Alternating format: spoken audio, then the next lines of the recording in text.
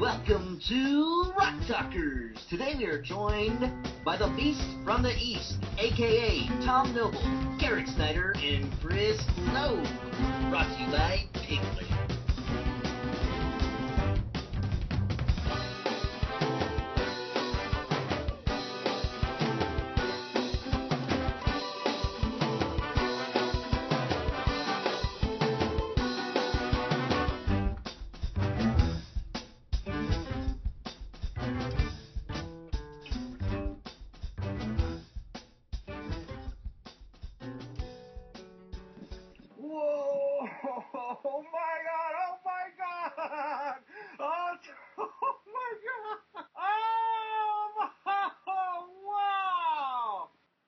How's everybody been this last week? This week of wonders.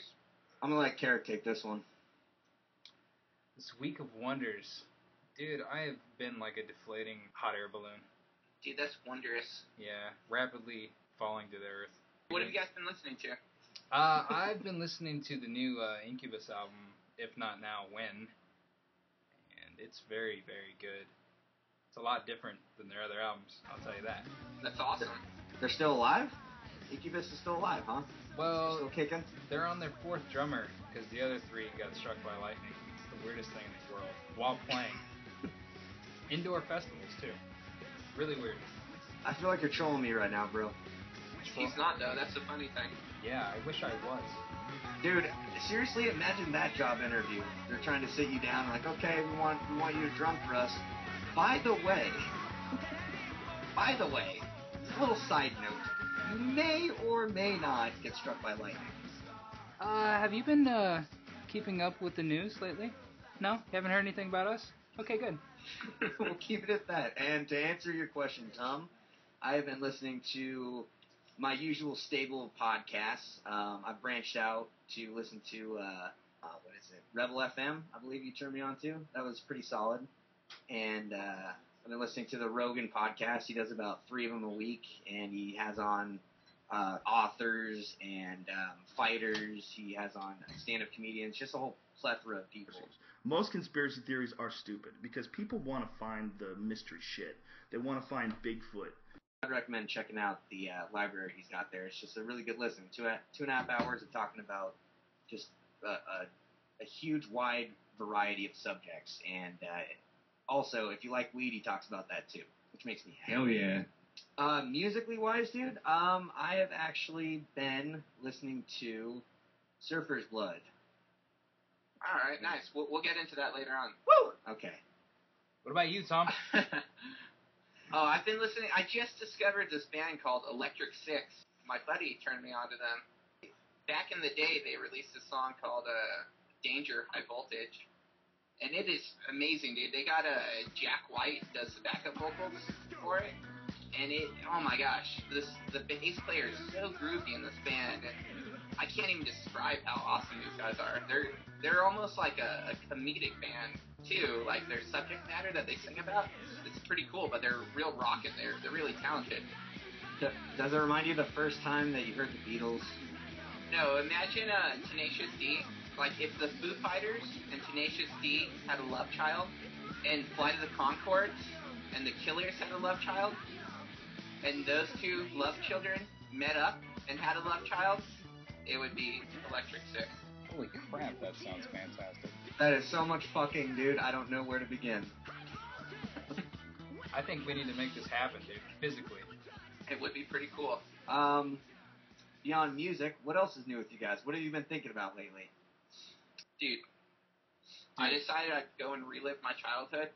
My favorite cartoon when I was a little kid was called Voltron. And they just did this show, I found out. So I thought I'd sit down and I'd watch an episode and see if it was as good as my memory. Alright, let's... From days of long ago, from uncharted regions of the universe... This is the original. ...comes a legend. The Is legend that the same voice as of Optimus Voltron, Prime? Defender of the universe. A mighty robot. It's like the same show, dude. Loved by good, feared by evil. As Voltron's legend grew, peace settled across the galaxy. On planet Earth, a galaxy alliance was formed. Together with the good planets of the solar system, Feels a little they more maintain galactic. peace throughout the A little more universe. galactic. Until It's like Star Wars. horrible menace threatened the It's galaxy. like a Star Wars and Transformers. Voltron was needed once more. Let's listen right now. This is the story of the super force of space explorers. Specially trained and sent by the Alliance to bring back Voltron, defender of the universe. Voltron, defender of the universe. Oh, let's go, Voltron Force! Alright. So, like, that was how every episode started, and you had some cool guitars in there, and you got to listen to Optimus Prime tell you the premise of the show. Really, the show was like an early Power Rangers. That's exactly what I was thinking, man. Exactly what I was thinking. Seriously, Power Rangers totally ripped the show off. The difference is live action and cartoon. That's the only key difference between the two. That's right. So, anyway, the show was amazing, and I had a lot of fun memories. Carrick, can we play the new show now? Can I ask you something, bro? Yeah. Anybody want a peanut? I would love a peanut.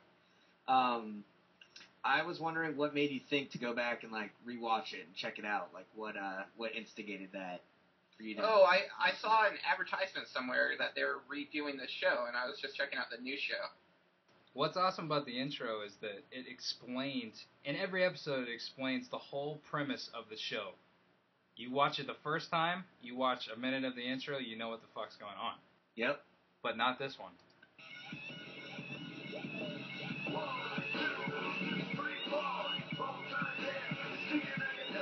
I see how they incorporated some studio rap.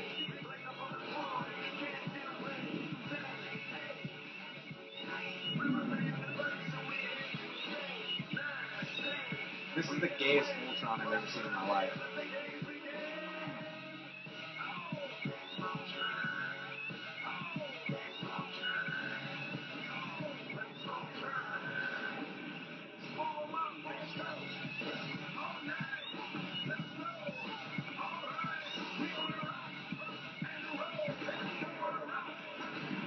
So, after I saw this, I turned off the TV. I went and, like, fucking turned on my shower and just cried for myself to sleep. I felt like somebody took a coat hanger and just aborted my baby.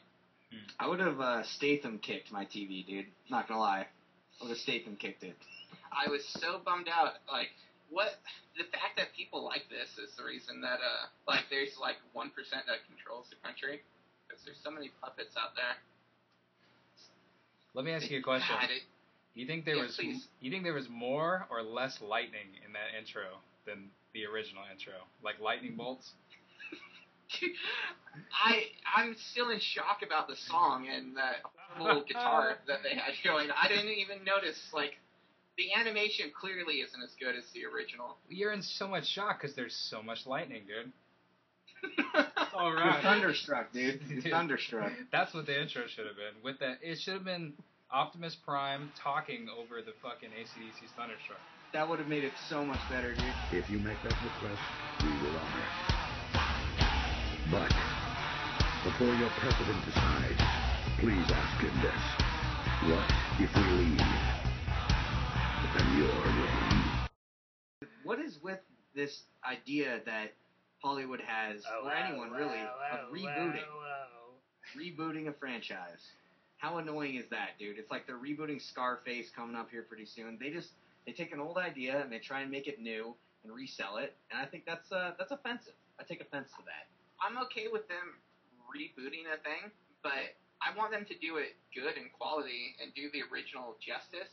That just shit all, like, I know, like, anybody that was part of that original, like, thing is just, like, turning over in their grave.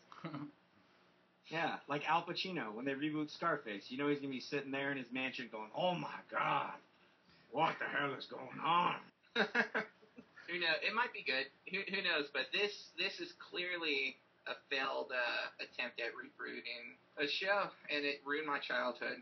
And now I think I'm going to sue to this company. Stick with the original, bro. It's like when a new flavor of Coke comes out, it usually sucks ass, and you go back to that old traditional bottle of Coke, and you drink it, and it's delicious. Yeah. That's what we gotta do. It's the same thing with heavy metal music. Have you guys noticed that? It's like new heavy metal tries too fucking hard to be extreme.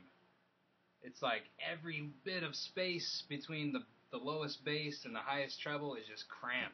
Like a closet that has too much shit in it. Yeah, like fucking Dragon Force.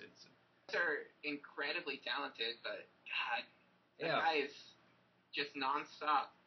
Yeah, like musically, I mean, all the guys are talented, but when the fuck does anybody ever listen to that? When they're like about to go out and do a UFC fight? Maybe that'd be good. That, or I would do that when I go skiing and I'm on cocaine. Yeah. Yeah.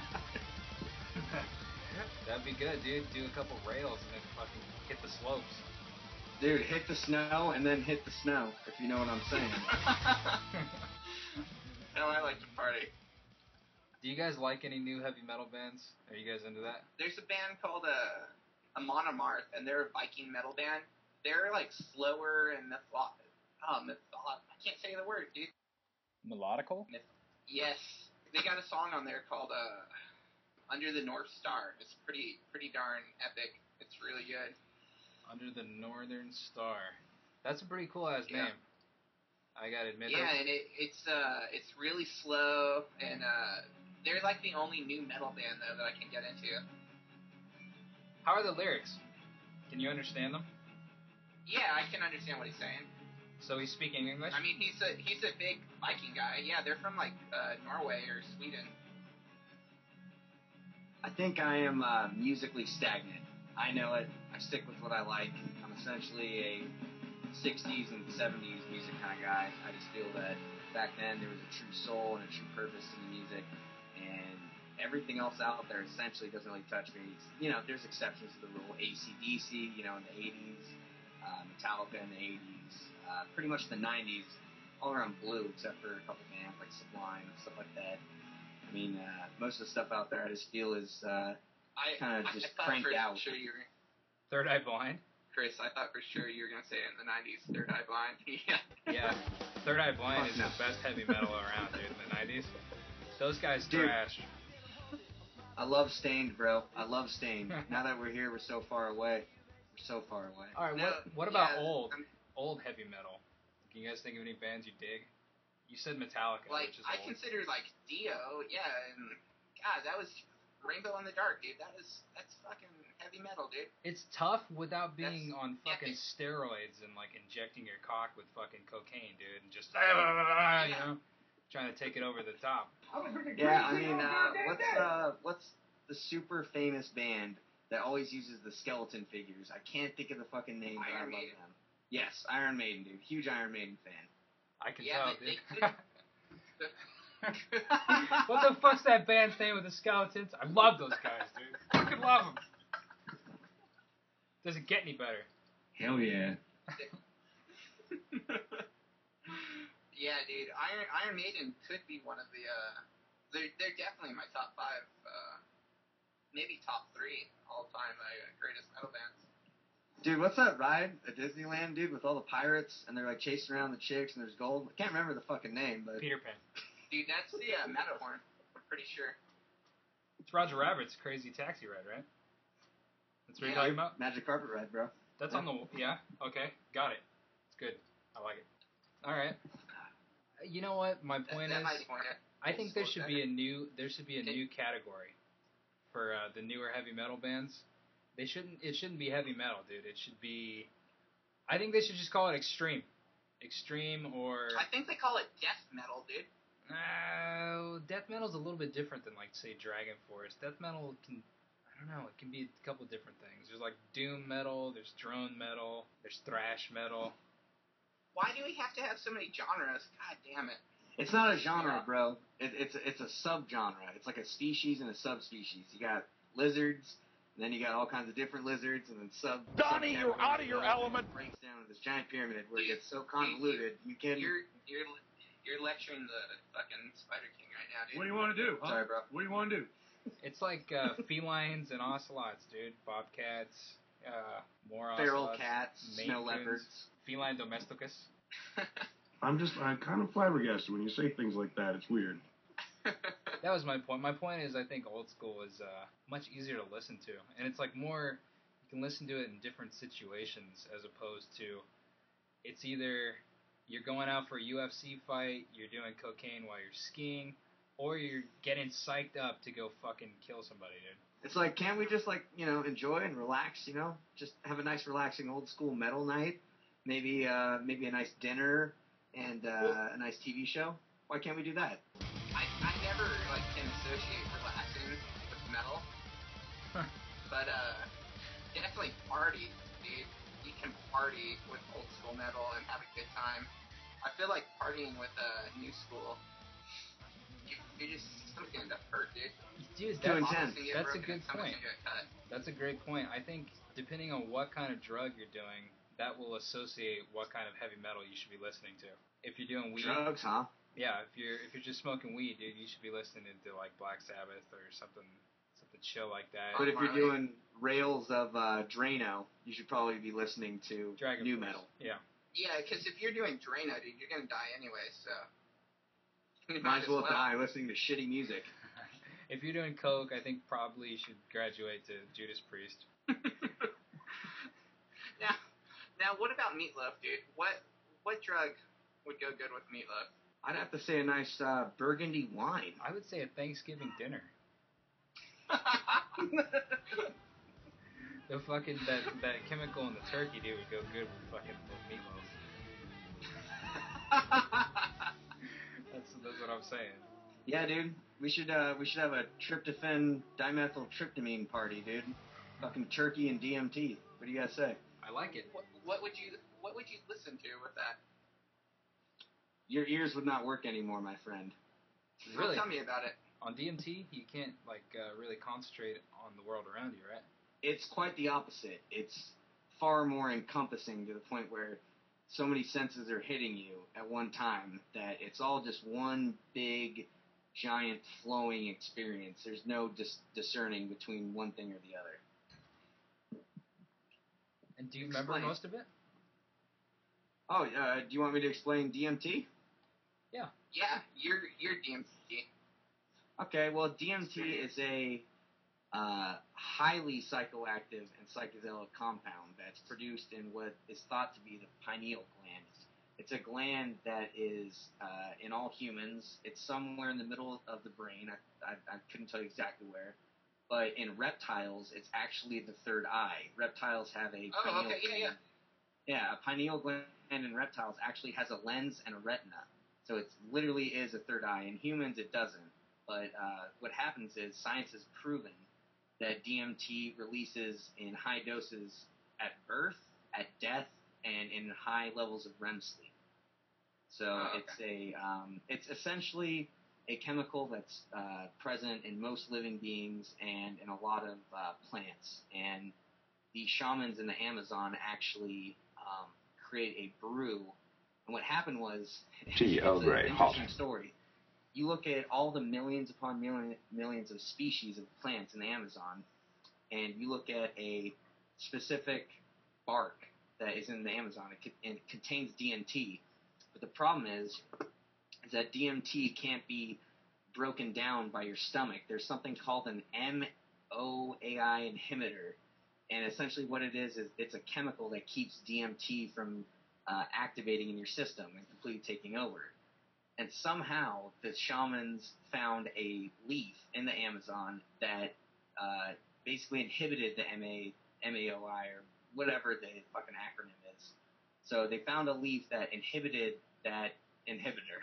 So they undid it, they broke it down, and they were able to experience high levels of DMT. And this is essentially what a shaman experience is. When you're 14 and you're a male, you will go and you will do ayahuasca is the name of it, and it's a giant, muddy, disgusting-looking brew that you drink, and they call it the Great Purge. You sit there in peace with the elders while they're blowing smoke on you, and you essentially purge your body of all that's bad within you, and you vomit for. Sometimes you can puke for 2 hours straight. So you're vomiting everything out, and as soon as you're done, it hits you really hard. And I've experienced this firsthand. It was a analog. It wasn't the same type that the shamans use. It was an analog from the Middle East. And what happened was a buddy of mine ordered the 2 different pieces, and we made some little capsules. And I did it with them. And I can honestly say it's the most intense, humiliating, or not humiliating, but just sobering experience in my life. It really put a new spin on everything because how insanely intense that was. And I don't recommend it for most people. I don't think a lot of people can handle it. It's, I did it when I was about 21, and the first time I hallucinated, I was 15, so I had about 6 years of experience leading. Hell yeah. Hell yeah, bro. How long did it last? 16 hours full blown, and another 2 days of side effects. And Wow. you did Make it so. You did say humiliated, so I'm thinking that was like your first inclination. Like, a lesson in humility, dude. When you literally, when you're seeing giant shape-shifting Aztec patterns exploding out of a wall and then coming at you in 3D, and your entire body, every single muscle in your body is twitching at a vibration, and you lose your consciousness, you're no longer Chris or whoever you are. Definitely a lesson in humility. You don't have to get that new sound, bro. dude, Yeah, I don't want that new sound, bro. That's pretty goddamn intense. And when you say most people couldn't handle it, I mean, what could you do mid DMT trip to kind of get yourself out of it, or as out of it as you can get? You can't. You're in for the ride. Death. Death would be the only release, dude. Essentially, there comes a certain point where you just give in to astonishment. You have to give in to astonishment. No! It's true. It's true. What else? Did you have? Did you have what they call an ego death? I mean, where you literally wish you were dead, or you feel like you're dying, or something along those lines? Absolutely not. I have never, ever had an experience dealing with psychedelics where I was scared or it seemed too much. I make sure, I don't do psychedelics anymore, but when I did, I made sure that before I went into it, I would see it as an experience where it's not going in to get, fucked up or have a great time. You're there to learn something. It's an extremely powerful tool. And as long as you go in with that mindset, you'll be all right. You'll pull through. You'll make it. You're gay for saying that. All right, that was pretty sweet, dude. Thank you for sharing that. No problem. Speaking of gay, Thom, I hear there's a special event that you want to tell us about. Go on, get excited. Everybody's so excited. Ooh. Everybody needs to go to this. Dumb. It's Dumb. Sacramento. It happens once a year, and it's happening this year, October 29th and 30th. And it's the Sacramento Reptile Expo, and there's gonna be all sorts of crazy stuff you can get. They're gonna have lots of venomous snakes you can buy, alligators, caiman, crazy. Wait a second. Can I interrupt you? Now, Yeah. why would one want to buy a venomous snake? Because they're beautiful. Are they devenomed?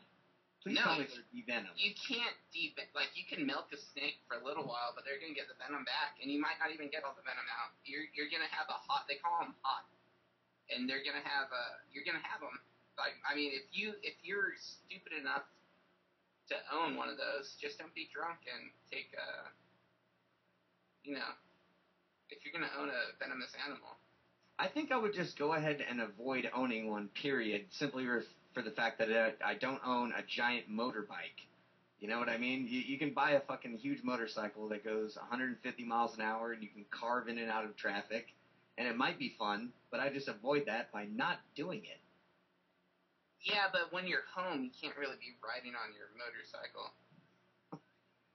Good point. You can, dude. Can't you- Haven't you ever seen Cheech and Chong? He just fucking parks that thing, dude, and just revs the engine out into that guy's rose bushes. Fucking classic, dude. But they're gonna have lots of other stuff. There's gonna be people, because the frogs, dude. Every frog in the world, dude. Amphibians, they're endangered because humans are a cancer on the earth. There's the guy gonna be there talking about how to save the frogs. This is my cat's birthday today. It's my frog's birthday. And they're gonna have all sorts of stuff. There's gonna be a 9-foot alligator there. Ooh. You can pet it. Fuck That's that. what you're into. Yeah. If you're into fucking getting bit and fuck that. Do they I'm gonna kiss it. clamp its mouth shut? Like its jaws? No, dude. It's tame as a puppy dog. No, it's fucking not. That means it's jacked up on drugs then, dude. I mean, like an old dog, dude, an old hound dog that just wants to lay around all day. It's tranquilized and it must be near death, dude. They fucking do a death wound like in Gladiator right before the fucking Emperor's gonna go fight Maximus. They fucking stab it and go, okay, everybody come pet it. They strap on its armor so you can't see it bleeding. They beat it about the head with a bowling pin for about 10 minutes and then send it out there. Oh, dude, an AJ Gonzalez rolling pin? That's an entirely different thing. A rolling pin and a bowling pin. If your dick's shaped like a bowling pin. Hey, dude, it must be the audio connection. There's no way I could make that mistake. Shut up, Wesley. Anyway, it's the largest reptile expo in California. So if you guys are around or you can make it, you should come out and check it out. It's gonna be cool. Sweet. You know what, Tom? I got a question before we move on. Yeah. I have a favorite reptile, dude. It's a tegu. It's in the same genus as a. Oh man, you should know this. Thought I had the Another dragon? information. Yes, exactly. It walks like a croc, a crocodile, and it can whip its tail super hard, and it has more muscle in its tail than other reptiles of its same size, so that when it whips its tail, it can literally break a human bone or something like that. And yeah, they're pretty interesting. I like them. What's your thoughts? Yeah, dude. Not every tegu can do that. There's some tegus that only get about 2 feet long, or 3 feet if they're long ones. But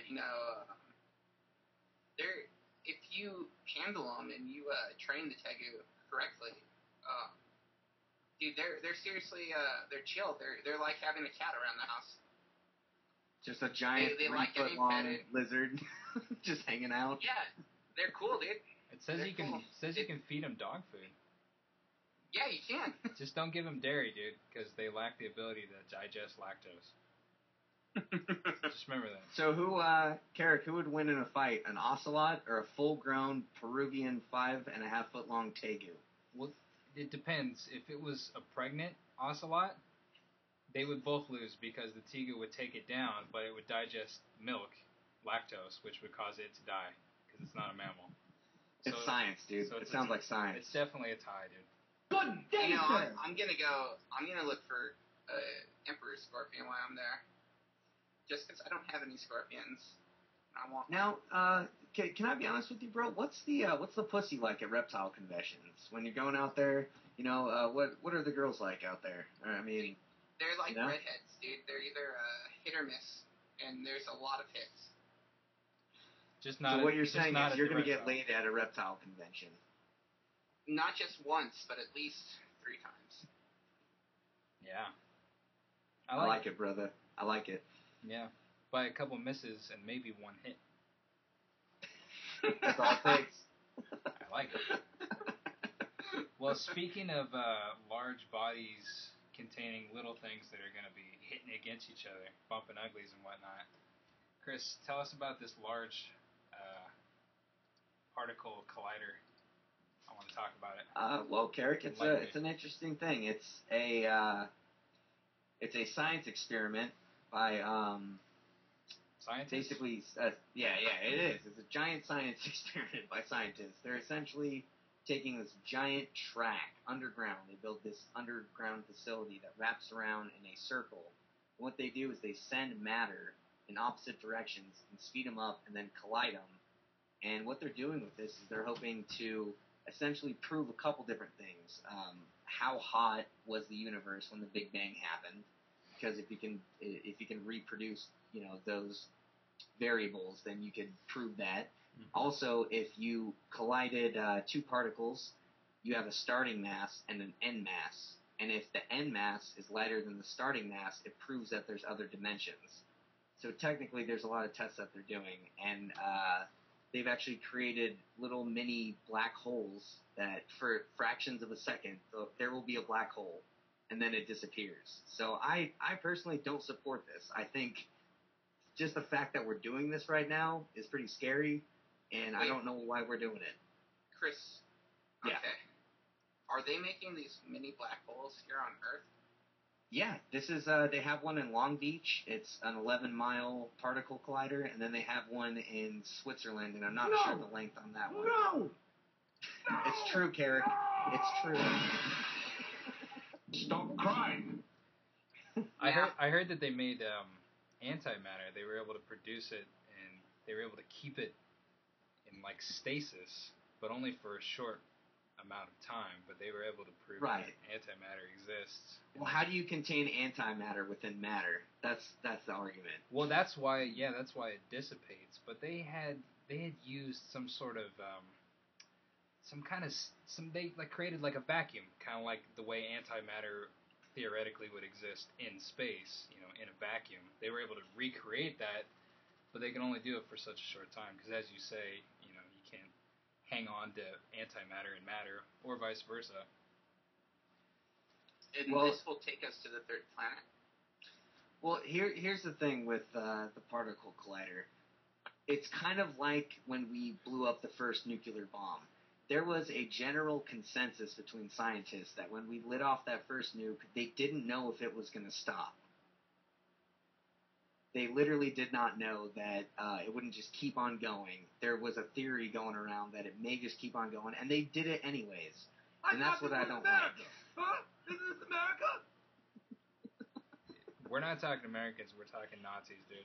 Because everybody knows the Nazis had the nuclear bomb first. Goddamn Nazis. For the fatherland! Sing Heil! Oh, man. That is it's cool. So, if we could control this, we'd be able to travel at the speed of light, huh? Not at all. Not at all, Tom. It has nothing to do with creating... What good of controlling antimatter? Antimatter would literally be the ultimate weapon. You would drop a little tiny bit of it over a population or somewhere, and it would completely destroy everything, anything organic. So it has weapon applications. I think you're talking about the Starship Enterprise, are you not? No. Not you. No! Son of a bitch. I think Tom's talking about the Starship Enterprise and Captain Jean-Luc Picard. Because they have... I thought this was America. Huh? What do you guys think? Because they use what do you guys think about this? Are you comfortable with this kind of a thing happening? And it's a crapshoot. They're rolling dice. Well, I feel like they know a shitload more about it than I do. Everything has to be explained to me in layman's terms. But every time I hear something, some new discovery they made, or some experiment they're about to conduct, I'm nervous but fucking excited too, because they're just learning shit, learning shit that you couldn't otherwise learn. They would just be theorized, like you said. I think it's fucking awesome, dude. I like it. All right, Tom. I don't like the weapon aspect of that, but I like all the other advances that we'll get. That's true. I guess I'm looking at it as like a doom and gloom kind of a thing. I probably shouldn't be. It's like the internet, dude. I've seen a lot of shit on here that I wish I haven't, but overall, Tom, it's exactly like the internet. Antimatter weapons, internet, same thing. Same exact thing. Dumb.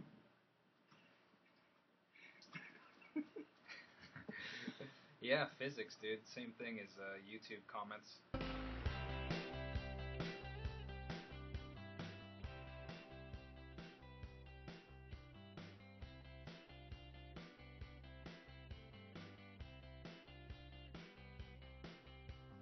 That was a sample. Is that Red Tail Hawk? No. No. It's kind of a compliment, God, I'm though. insulted. Salted? God, Polar opposites. the yin to my yang on music, I swear to Christ. I'm just trolling you guys. I totally didn't mean that. Alright, you want to go round robin? Who wants to go first? We're going to review Tarot Classics, the newest Surfer Blood EP. Garrett, why don't you explain like how we do our reviews? Alright. Alright. From there. Alright, so we score on 3 categories that we chose, and we chose them because they're really basic and they cover a lot of ground. First one is musical talent, like how good are the musicians that are playing these songs. And then it's more about the songs themselves and their listenability, like how much do you enjoy to listen to them, how accessible are they to, you know, such and such audience, how many, you know, what audiences do they reach, that sort of thing, their demographics. And then the last one is originality, like how original are the songs, pretty self-explanatory. Make it so. And we base it on a 0 to 5 score. So at the end, we'll go and do an average of 3 scores you get for musical talent, listenability, and originality.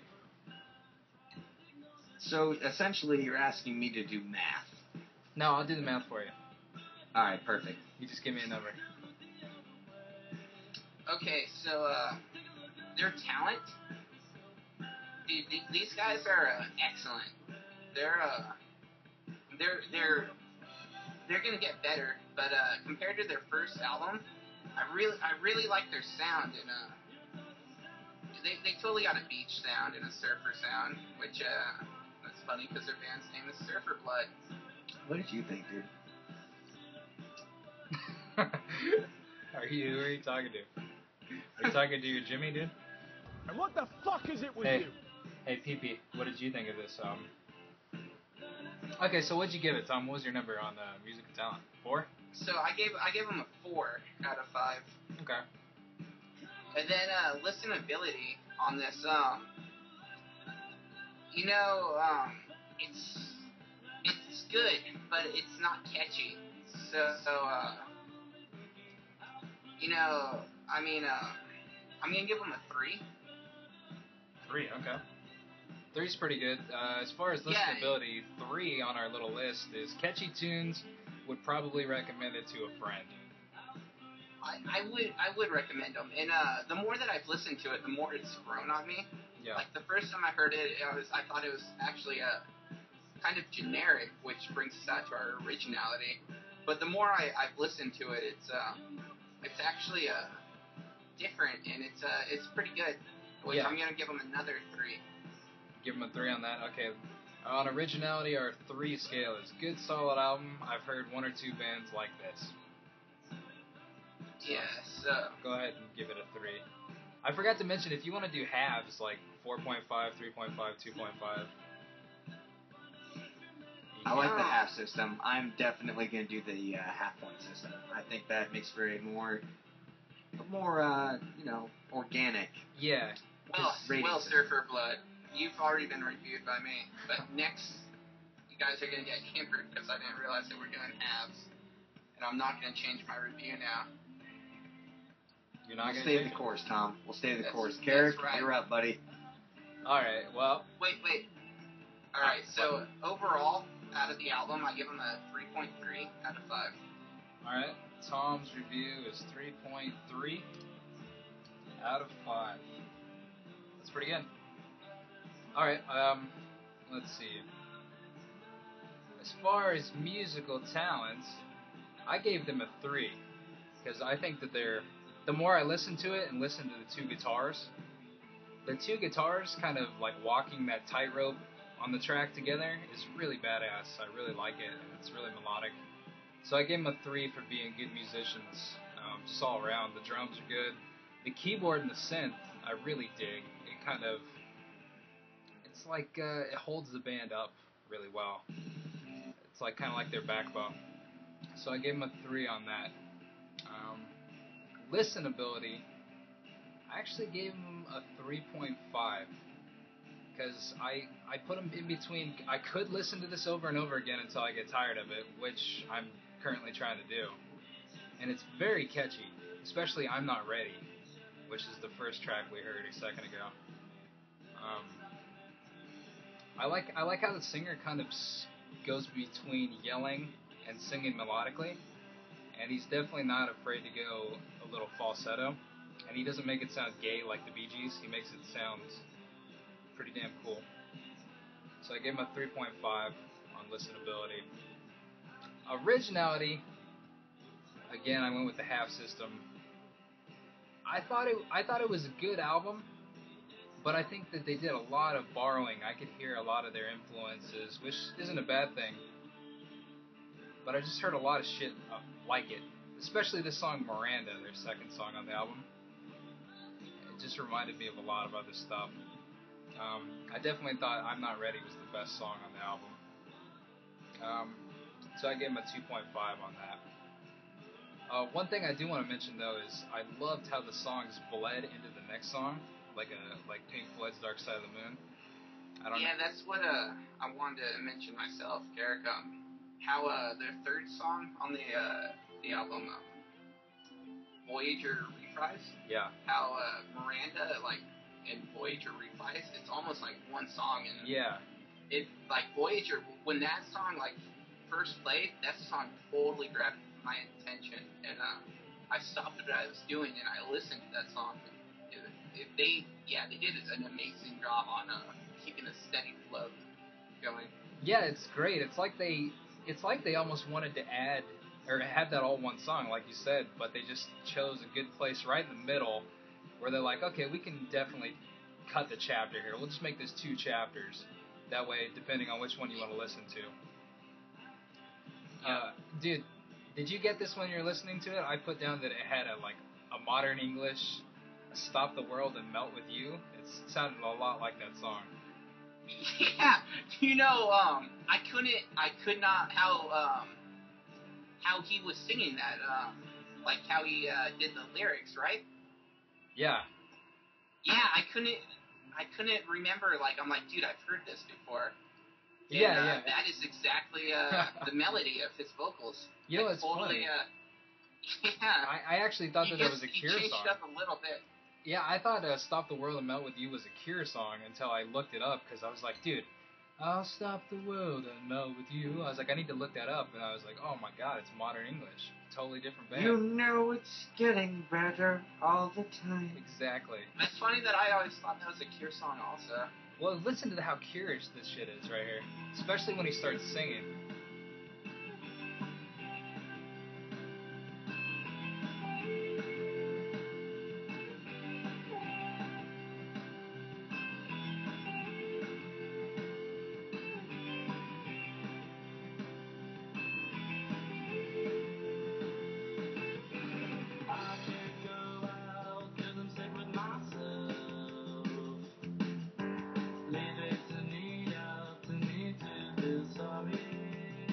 I'll stop the world and melt with you.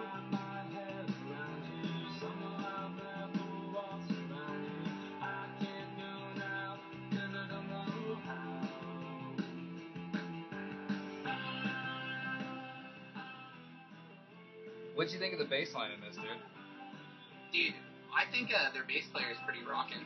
Yeah. I like him. Yeah, I put that down. I thought, this song actually sounds really fun to play. It's kind of got this dreamy sound to it. Yeah, and it's it was actually my favorite track on the album. Really? Voyager.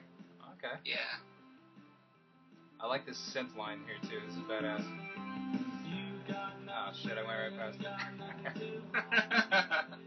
Come, Carrick. Come, sir.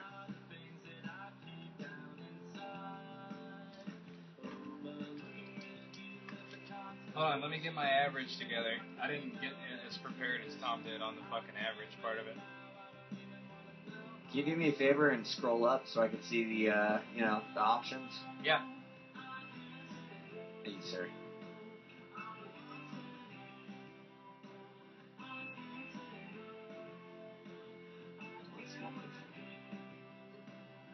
Thom, you actually scored this higher than I did, dude.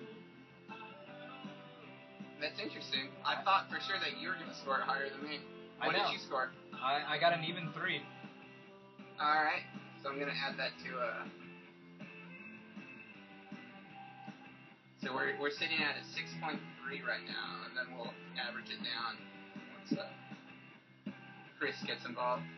You know what? Yep. I really think Miranda lowered the score for this whole thing. Even though I like that song, I was like, you know what? I feel like I've heard the song 500,000 times already. Yeah, it's, I know what you mean, but, it's like they did it their way. They took all these other bands, like, same song, and they put their twist on it. And They did. I can appreciate that. The guitar lead was pretty badass. This is the song I thought was going to be your favorite, Drinking Problem. And not because I think you're a lush, but because the bass line. Well, and because I think you're lush. I like how you just pulled the old switcheroo. Sorry. Hey, Mr. Thom Noble.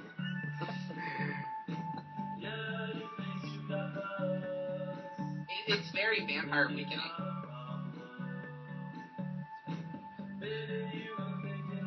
And not Vampire Weekend's new album, or their old album, but their new album. Yeah, it's that synth, dude. Yeah. Yeah, I totally appreciate their keyboardist. He compliments this band a lot. And you know, I like a lot how this guy's not putting any effects on his voice like he did in his first album. Oh yeah, dude, the first album, it's like everything had major reverb on it, like... Yeah, and it sounded like you were in a stadium, and I thought that was cool. Yeah. But it's like they went out and toured the last couple years, and now that he's got some powerful vocals, and he's showing them off. He's showing that he can sing, which is pretty cool.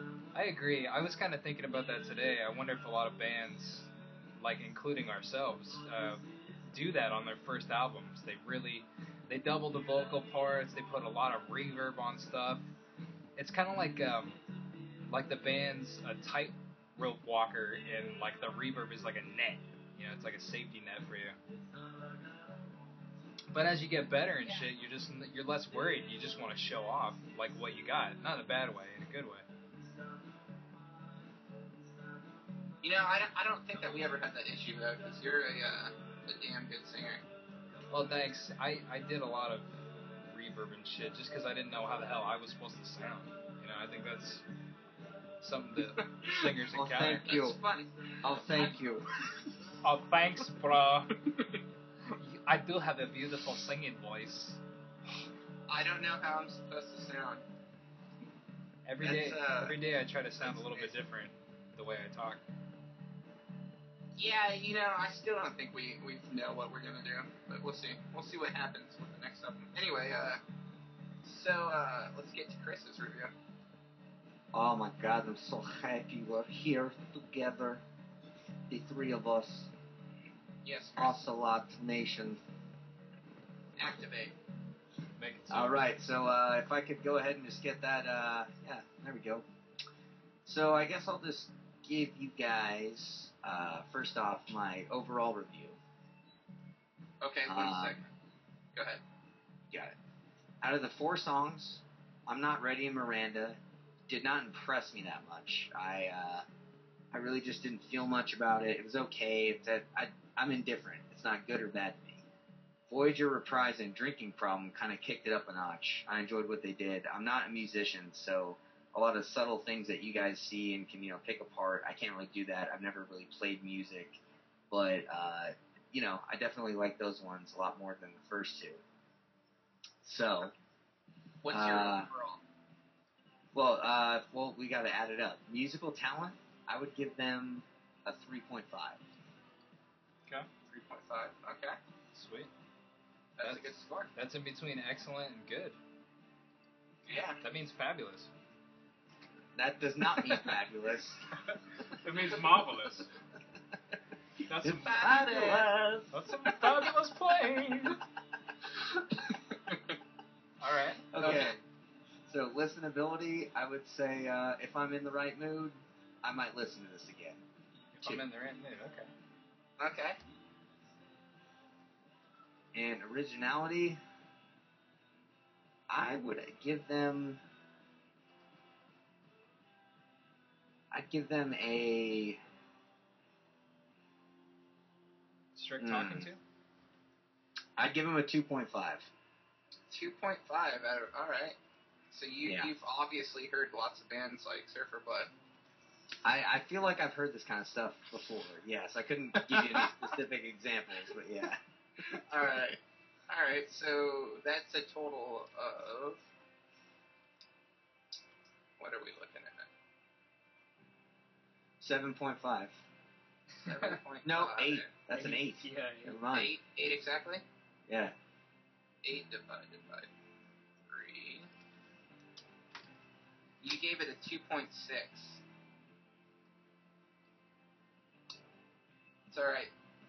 It's alright, Surfer Blood. Chris doesn't know too much about music yet. Wait, are we gonna score? We should score this all together. Yeah, we are. I'm doing it right now. I feel like you guys are gonna draw and quarter me if I don't like this. No, it's cool, dude. No, I appreciate you. It adds a total different element. Because, Carrick and me are almost polar opposites on everything. So you being in the mix is really cool. It's like two polar opposites and then a third wheel. It's like a tricycle, dude. There's the third so wheel's they necessary. they're getting a solid 3 out of us. All of us. All right, 3 out of 5. That's pretty fucking good. 3 out of 5, Surfer Blood. 3 out of 5 for the Tarot Classic EP. I'm a little good job, Surfer Blood. I hope your next album wows me. I hope you guys add in more cowbell. How about some good music?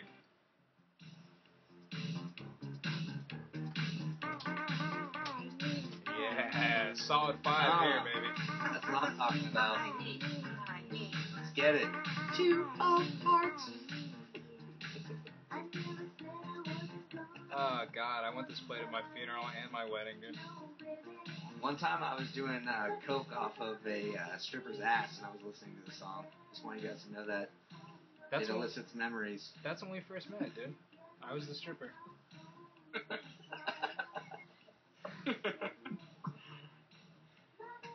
I've got some good crack pipe burns on my ass cheeks. Dude, I did not smoke the crack off of your butt. I did the cocaine. It's different. You smoke coke. Thank you. You always smoke coke in my presence. So let's go ahead and take our break, guys. And then when we get back, we have we interviewed this week's Surfer Blood guys, for all of our fans.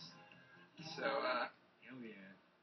We'll play that interview for them, and then we'll go from there.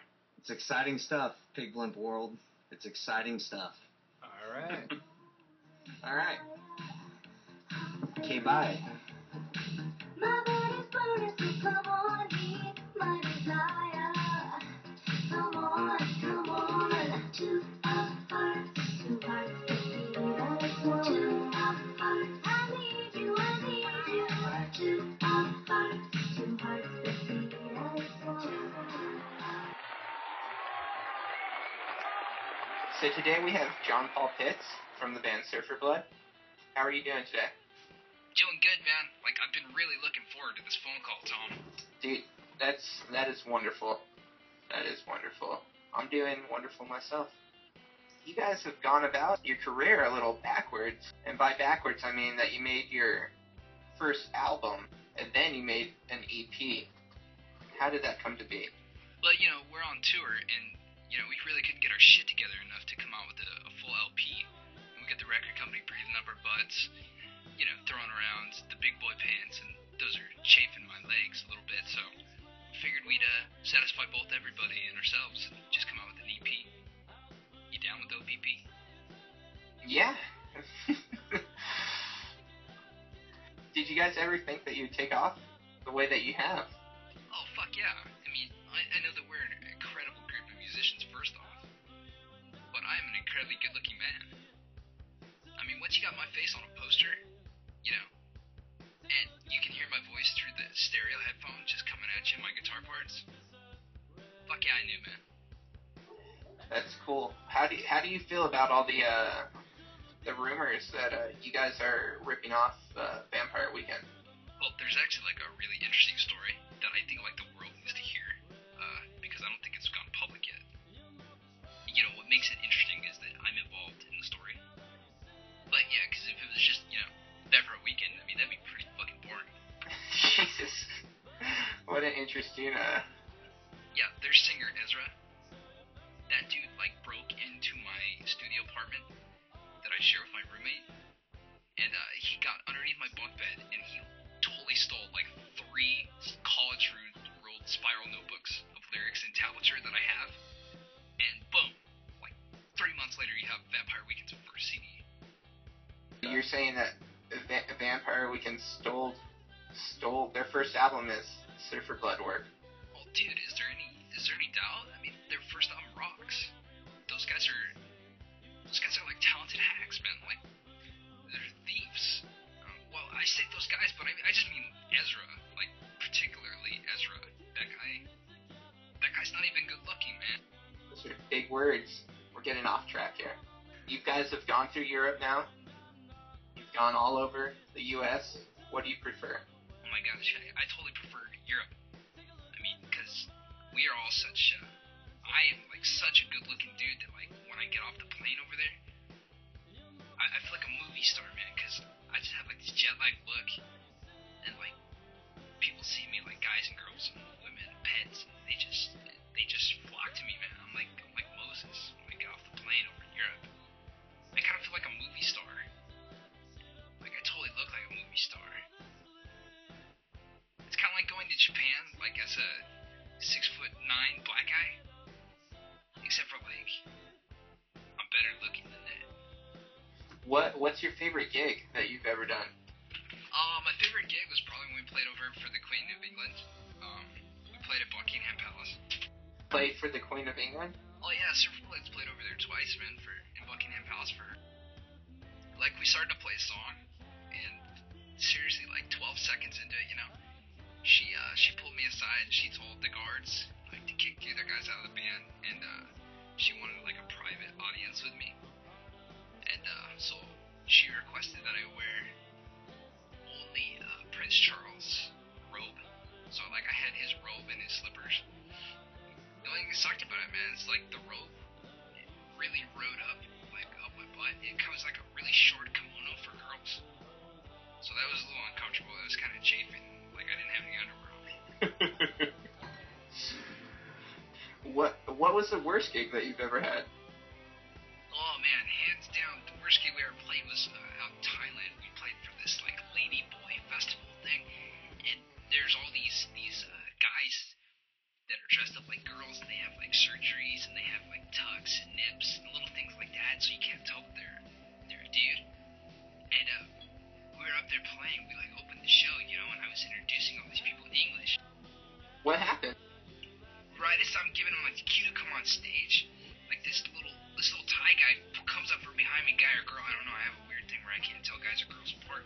And he like totally pants me, and my wiener fell out. And, like all these guys and girls, I don't know what they were, started rushing me, dude. And, like they like toppled on me, and like their wieners or vaginas, I don't know what they were. Like were all over me, man. It's just like it was really cool. I don't know if it's cool or freaky, dude, but like I'm still kind of weirded out by it. It's kind of scary. Oh my god. That doesn't sound very fun. But you know, we've all had our bad share of gigs. Everybody has one. So, all right, you guys are from Florida. Do you like Florida better, or do you like California better? Oh man, well, like I'm a huge fan of bugs. Like I love bugs and insects and arachnids. And like over in Florida, man, they're just like supersized. You know, they don't have that out in California, so I like to collect all these bugs. You know, and like when we go on tour, I have this trailer. It's just like this specific trailer. It's like temperature, climate controlled. It's got gauges everywhere. It's computerized, and it's got like a little assistant that comes with it. He's like a butler, and he goes in there. He's like a bug butler, and he like tends to like all the sod and you know all the whole feeding process and all that kind of stuff, man. And that's kind of like my hobby, but it's also kind of like my passion. I kind of hate it though at the same time. Like it kind of scares me a little bit. Like I've had to sleep in there before when I got locked out of the guy's like hotel room, and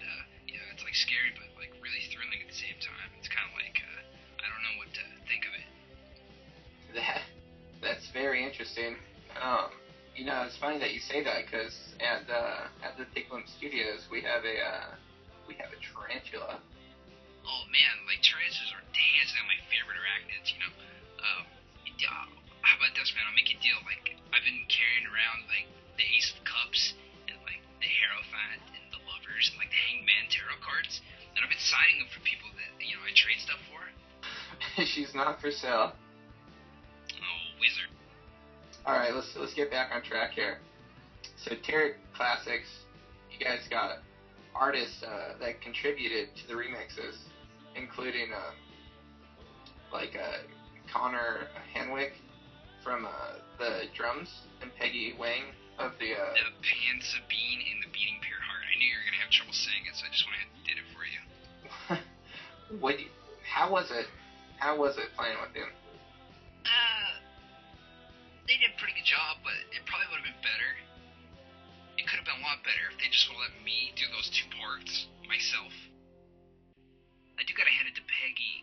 She or he is pretty good at what she or he does. Oh, and Connor Hanwick. I mean, that guy he totally just tears it up on bumper pool. I mean, when we play bumper pool, man, that guy can make it in like every shot, man. He doesn't even need the little chalk on the middle of the table, like the little marker where you're supposed to aim for. He's that good. As far as on drums, though, like I said, they should have just let me do the drums. And what about having the School of Seven Bells, Alan Fickle? Oh man, Alan Fickle, that guy's like a father to me. He's like a father in the way that he did a lot of yelling, like while we were in the studio, and it kind of really tore at my nerves, man. And he kind of smokes a lot, like my father did too. So I think he kind of fucked up like a lot of the equipment, like in the recording area. And I don't know if we're gonna be able to pay him because that kind of is gonna come out of his check. That's never good. Well, yeah, I mean he was really good when he was not yelling and smoking. How did you guys come up with the name for your EP, Tarot Classics? Well, to be honest with you, tarot cards are classic, man. And we went in as a band with our producer, and we seriously sat down with the sage. We had a tarot reading, to prophesize the release of the new CD, and she told us, she's like, look, you need to make it an EP, not a full length. And then she seriously slammed her fist on the table, and her eyes rolled back in her head, and she did this weird thing where she opened her mouth and she was speaking, but her lips and tongue weren't flopping around, and she said, the first song on the album, this EP, is gonna be the best first song on an EP ever made. Yeah, it's some of your guys' best work. What was your favorite song on there? Oh, well, my favorite song on there, if you play, a lot of people don't know this, I'm gonna give it away on your show here, Thom. If you play Voyager Reprise backwards at half speed, I put a secret track on there with just my guitar, and I played a didgeridoo at the same time too. That was really cool.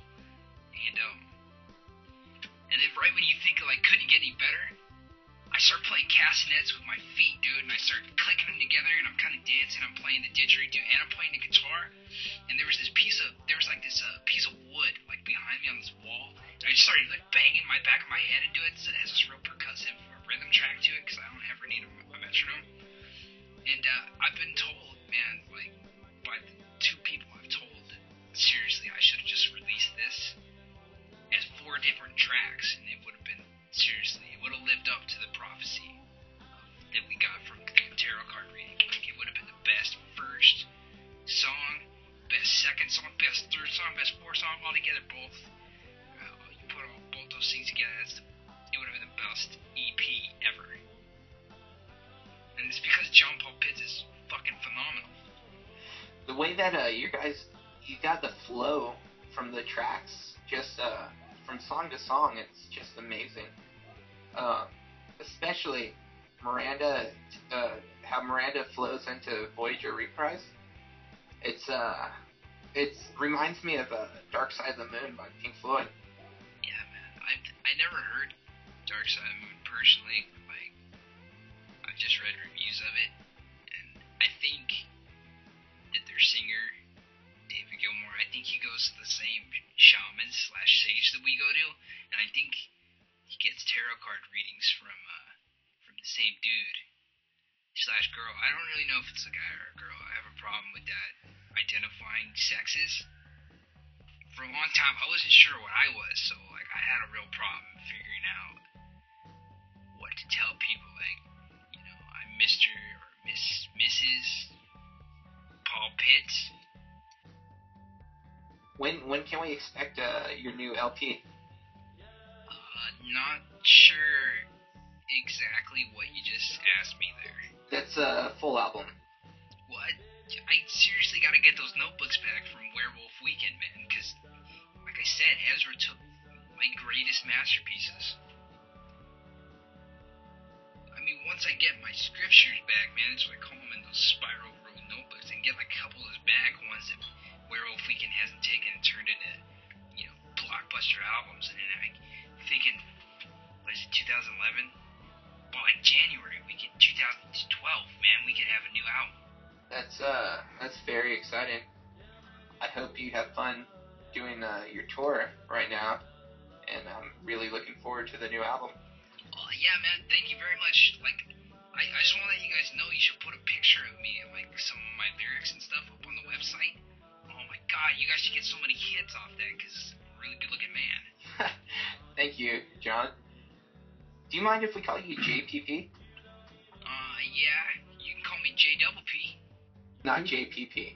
No, PP's little kid slang for penis, and I don't like that. It's kind of like Jonathan Taylor Thomas from Tool Time. Remember that? JTT? He had a big thing. Well, yeah, but TT and Wiener don't really go hand in hand. Maybe Jonathan Taylor Thomas and Wiener do. I don't know what he's into, but I don't like it. It's pussy shit. And John Paul Pitts ain't no pussy, man. Yeah, I don't really see what's so funny about that, dude. All right, John. Thank you for accepting our call. Oh, thank you, man. I love Rocktalkers. Good luck. Good luck writing the album, and we're looking forward to it. Have a good one, man. Yeah, you guys too. Yeah, check me out at Twitter at Surfer Bloods with an S, and that's my Twitter. You can find everything going on with me and the band, because we fucking rock. This has been Rocktalkers every Friday at 6 Pacific Standard Time. And for more awesome rockin' and talking, like us on Facebook, check us out at piglet.com.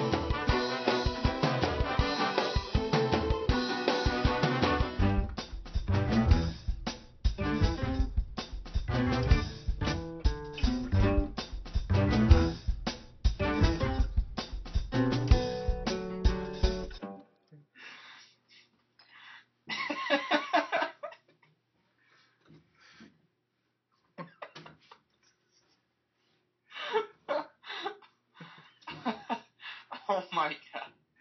John Paul Pitts, dude.